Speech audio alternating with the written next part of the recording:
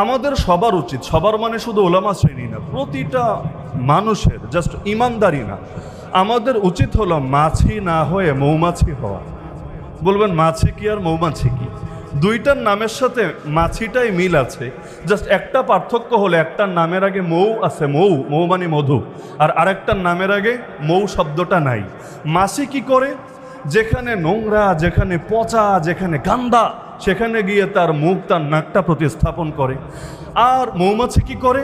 না, মৌমাছি গন্ধের কাছে যায় না, মলমূত্রের কাছে যায় না, বরং সে খুঁজে খুঁজে, উড়ে উড়ে কোথায় ফুল আছে, কোথায় সুবাস আছে, সেখানে যায়, রস সংগ্রহ করে, এরপর মধু হিসাবে সেটা জাতির মাঝে বিতরণ করে, যা দ্বারা শুধু নিজে না বরঞ্চ গোটা জাতি উপকৃত হয়।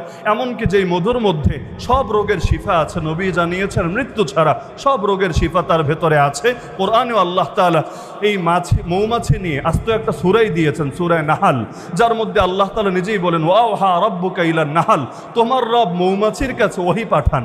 এই ওহী মানে ওই জিবরিল আমিনের দ্বারা আসমান থেকে যে আসমানি কিতাব রূপে ওহী আসে সেটা না, তার মানে আল্লাহ ওদের কাছে ইলহাম করেন, ওদের দিলের মধ্যে ঢেলে দেন, আনিত্তাখিদি মিনাল জিবালি বুয়ুতা ওয়া মিনাশ শাজারি ওয়া মিম্মা ইয়ারিশুন সুম্মা কুলি মিনাস সামারাত। এইরকম লম্বা করে আল্লাহ তাআলা বিস্তারিত আলোচনা করেছেন। তাহলে মাছির বৈশিষ্ট্য হলো যেখানেই নোংরা সেখানে মুখ দেওয়া, মৌমাছির বৈশিষ্ট্য হলো যেখানে সুবাস, যেখানে ফুল, সেখানে গিয়ে মুখ দেওয়া এবং সেটাকে পরবর্তীতে মধু হিসাবে, উপকারী জিনিস হিসাবে বিতরণ করা। অপরদিকে মাছি খায়ও নোংরা, আবার যদি খাবারে বসে, আবার যদি পানিতে বসে, দুধে বসে, সেটার মধ্যেও ভাইরাস, সেটার মধ্যেও জীবাণু, সেটার মধ্যেও সমস্যা। বাংলাদেশে প্রতিটা ব্যক্তির মধ্যে কিছু ভালো গুণও থাকে, দুই চারটা খারাপ গুণও থাকে। প্রতিটা ব্যক্তি, প্রতিটা দল, প্রতিটা ধারার মধ্যে কিছু ভালোও থাকে, দু একটা সমস্যাও থাকে, এটাই তো স্বাভাবিক বটে। মৌমাছিরা কি করে? যা কিছু ভালো আছে সেটা নিয়ে আলোচনা করে, সেটা দ্বারা উপকৃত হয়, সেটা ছড়িয়ে দেওয়ার চেষ্টা করে।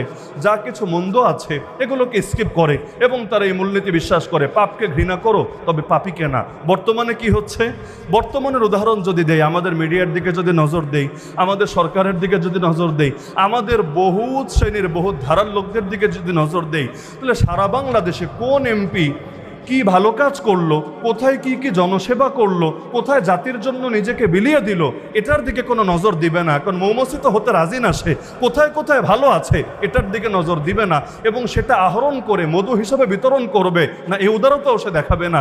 কারণ সবসময় মনে রাখতে হবে, বিপ্লব এটা একদিন দুদিনের কোনো ব্যাপার না। এমন না যে জুলাই বিপ্লব সমাপ্ত হয়ে গিয়েছে, বরং বাস্তবতা এটাই, যেই সমস্ত শহীদরা নিজেদের বুকের তাজা রক্ত এই জমিনের মধ্যে ঢেলেছে, যেই স্বপ্ন, যেই লক্ষ্য, যেই উদ্দেশ্যকে সামনে নিয়ে তারা তাদের সেই বিপ্লবের সূচনা করেছিল, সেটা এখনো পর্যন্ত গন্তব্য থেকে অনেক দূরে আছে। শহীদদের রক্তের প্রতি আমাদের ন্যূনতম কৃতজ্ঞতা বোধ যদি থাকে, তাহলে তাদের অসম্পূর্ণ বিপ্লবকে সম্পূর্ণ করা এটা আমাদের নৈতিক দায়িত্বই বটে। এজন্য কে আমাদের পক্ষ নেবে আর কে বিপক্ষে যাবে, কে ক্ষমতায় গিয়ে শহীদদের রক্তের সাথে ওফাদারি করবে আর কে গাদ্দারি করবে, আমাদের এগুলো দেখার টাইম নাই। বরঞ্চ শহীদদের অসম্পূর্ণ মিশন সম্পূর্ণ করে তবেই আমরা তৃপ্তির ঢেকুর তুলব ইনশাআল্লাহ।